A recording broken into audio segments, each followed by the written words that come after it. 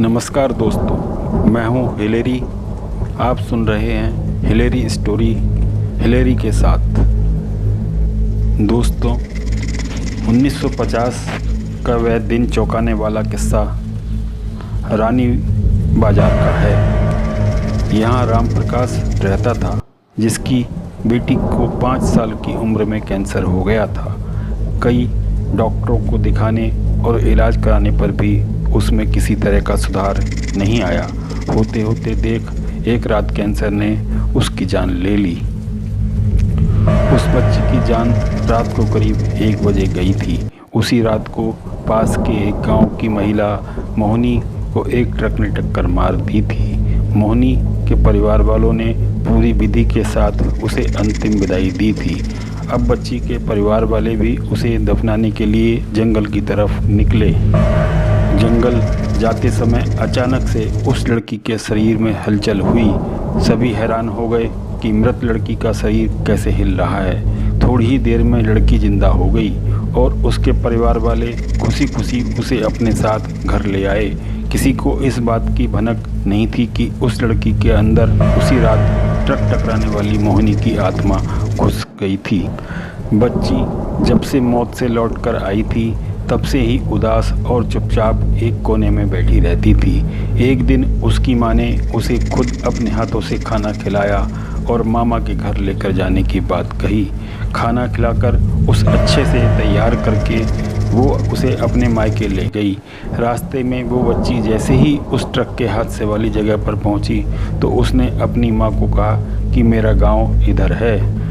माँ ने उसकी बातों पर बिल्कुल गौर नहीं किया और उस बात को हंसी में टाल दिया। कुछ ही देर में वो अपनी बेटी के मामा यानी उसके अपने भाई के घर पहुंच गई। 1-2 दिन बाद मामा जी के घर के आसपास ही बच्ची के अंदर घुसी मोहिनी को अपनी पड़ोसन सिमरन दिखी। उसने ज़ोर से उसे नाम से पुकारा। सिमरन ने पलटकर देखा तो एक छोटी सी बच्ची थी। उसे बड़ी हैरानी हुई कि इस लड़की को मेरा नाम कैसे पता है। तभी मोहिनी ने अपने साथ बीती सारी बातें उसे बता दी। उसने कहा कि मेरे परिवार वालों ने मेरी मौत से ही पहले मुझे जला दिया था, इसलिए मेरी आत्मा भटक रही है।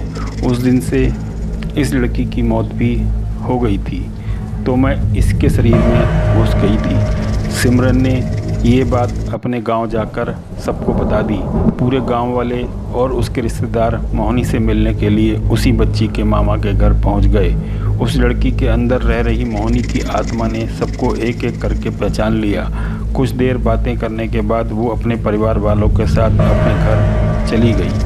अब उस लड़की की माँ बच्ची को घर में न देखकर परेशान थी। जब उसे पता चला कि वो लड़की कुछ लोगों के साथ दूसरे गांव गई है तो वो उसे बुलाने के लिए चली गई। उसने अपने परिवार के साथ खुश मोहिनी ने वापस आने से मना कर दिया। पास के लोगों ने उसे समझाया कि तुम्हें दोनों परिवार के साथ रहना चाहिए, इससे सभी को खुशी मिलेगी।